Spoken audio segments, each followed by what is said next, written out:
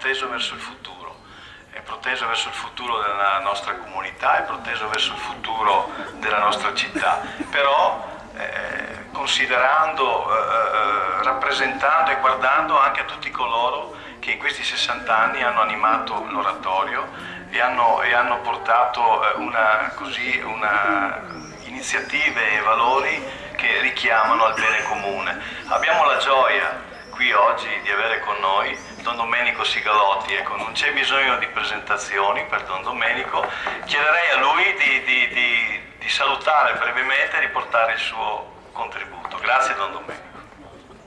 Ottobre 1948 ero qui con Monsignor Cecconi e con Monsignor D'Alessi a inaugurare un'ala dell'oratorio e oggi sono qui a ringraziare tutti quanti hanno collaborato perché questa storia di amore continui nella speranza da seminare nei cuori dei nuovi giovani.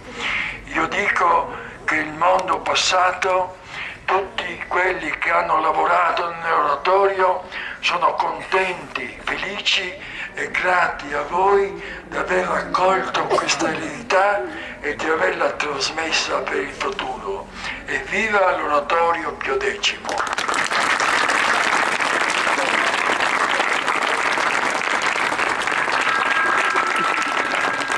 Da sempre, lo diceva Don Piero, la parrocchia di Sant'Andrea, le parrocchie di Sant'Andrea e di Sant'Agnese collaborano con il comune di Portogruaro, collaborano col comune di Portogruaro a livello di servizi sociali per assistere insieme attraverso le Caritas le persone che sono soggette a fragilità e che sono nel bisogno.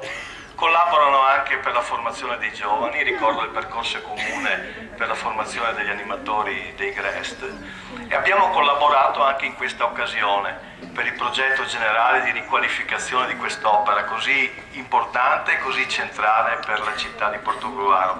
Lo sapevamo e lo sappiamo, l'oratorio non è solo per la parrocchia o per le parrocchie, l'oratorio è per tutta la città. Allora io vorrei che il sindaco Antonio Bertoncello portasse il suo saluto. Grazie sindaco.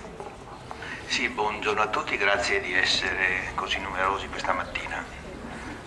Io porto il saluto di tutta l'amministrazione.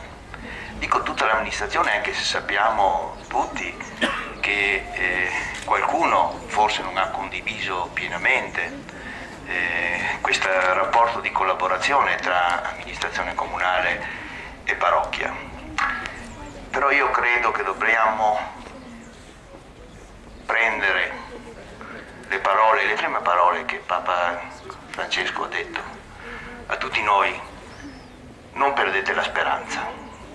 Io sono qui a dire questa mattina che non dobbiamo perdere la speranza, perché questa iniziativa raccolga il consenso di tutta la città di Portogruaro. Portogruaro ha bisogno di collaborare, ha bisogno di collaborare con la parrocchia, ha bisogno di collaborare con la società civile, ha bisogno di collaborare con tutti. E quindi questa mattina qui noi rafforziamo questa collaborazione.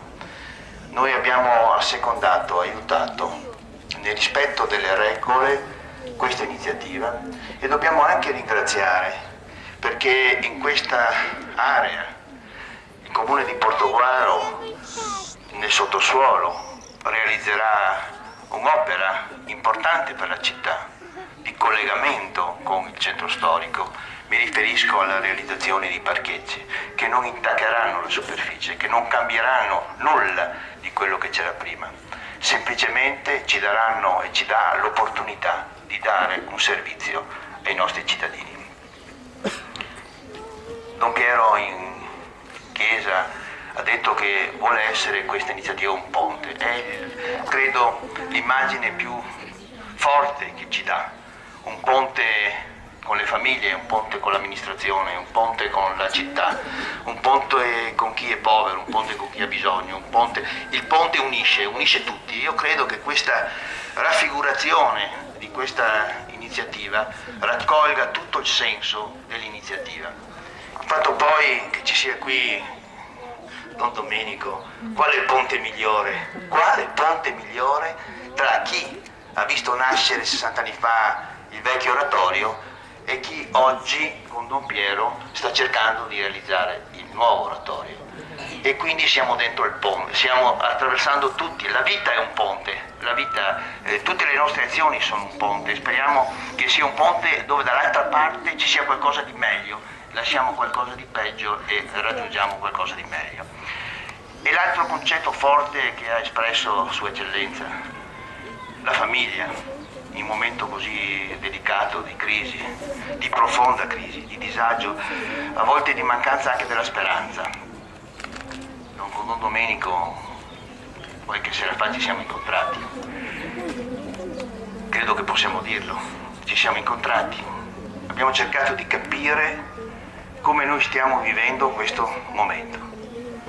Don Piero ha espresso le sue difficoltà a rispondere a tanti bisogni, non solo spirituali ma anche economici, che le vengono posti tutti i giorni, e io ho rappresentato come sindaco quali sono le problematicità, i problemi che tutte le mattine i nostri cittadini ci rappresentano, e purtroppo non sempre abbiamo né la forza né le risorse per accontentarla, per dare delle risposte.